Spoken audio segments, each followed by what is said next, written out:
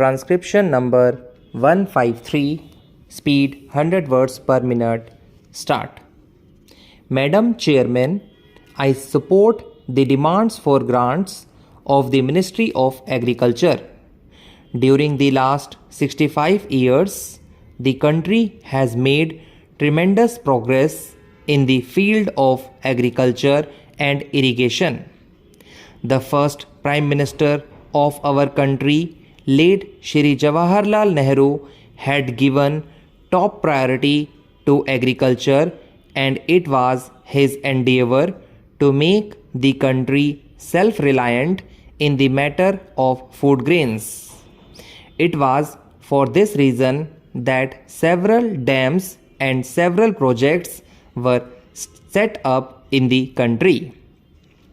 Due to the efforts of the Congress government, today our country is self-reliant in the matter of food grains. You are aware that the farmer is the backbone of the country, but he is neglected by both the state and the central governments regarding remunerative prices. It is true that the farmer has no association or trade union spirit, and the agricultural sector is an unorganized sector. The position of the farmer is very miserable, and it is true that the farmer is born in debt, lives in debt, and dies in debt. The government has withdrawn the subsidy on fertilizers and pesticides, and the government has also removed the control on their prices.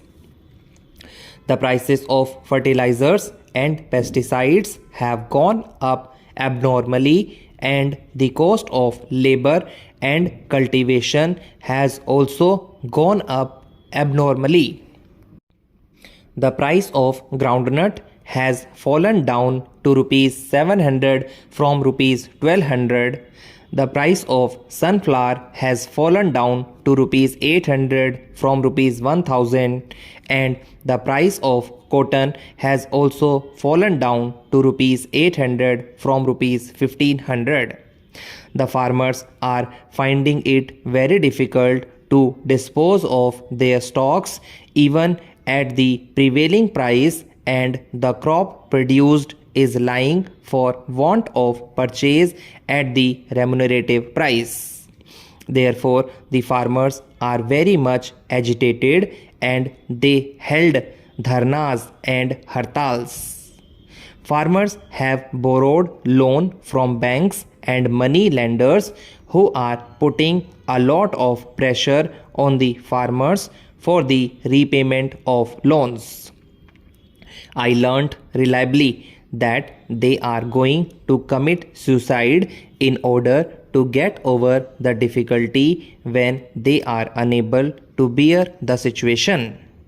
I understand that the Agricultural Prices Commission fixes the prices, support prices for agricultural commodities. I think that the APC members have no knowledge of agriculture and agricultural commodities. The APC has fixed the support price of groundnut at rupees 750 per quintal and of sunflower at rupees 800 per quintal.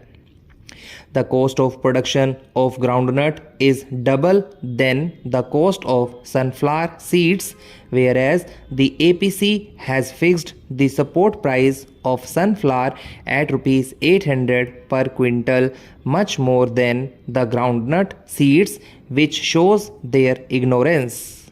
It clearly shows that they do not have any idea about the cost of production of each crop. Government is collecting thousands of crores of rupees on the agricultural commodities towards central sales tax and state sales tax, whereas the contribution of the government towards the farmer is negligible compared to the services that are being rendered by the government towards the industrial sector, public undertakings, welfare schemes, etc.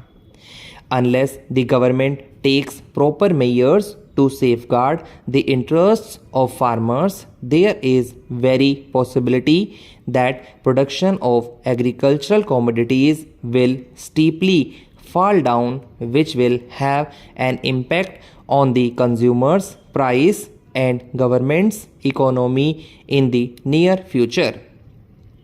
There is every need for the intervention of the government. The government should purchase sunflower, groundnut, and cotton through NAFED and NCDC. The remunerative price of Rs 1200 for groundnut, Rs 1000 for sunflower, and Rs 1500 for cotton should be announced. In this regard, I, along with some other members of Parliament, met Honorable Agriculture Minister and also the Prime Minister and explained the situation. I hope and trust the government will do justice to the farmers.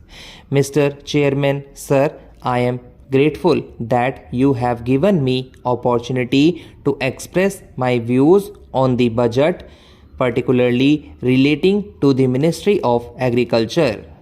When the Honorable Minister of Finance presented the budget, he stated that farmers are the backbone of this country and that India is predominantly an agricultural country and the farmers have strengthened the economy, but grants for the development of agriculture are so meager that one feels anguished. Madam, 80% of the population lives in villages and even today their primary occupation is agriculture. Through you, I would like to draw the attention of the House towards the steps taken by the government which are detrimental to the interests of farmers and agricultural workers.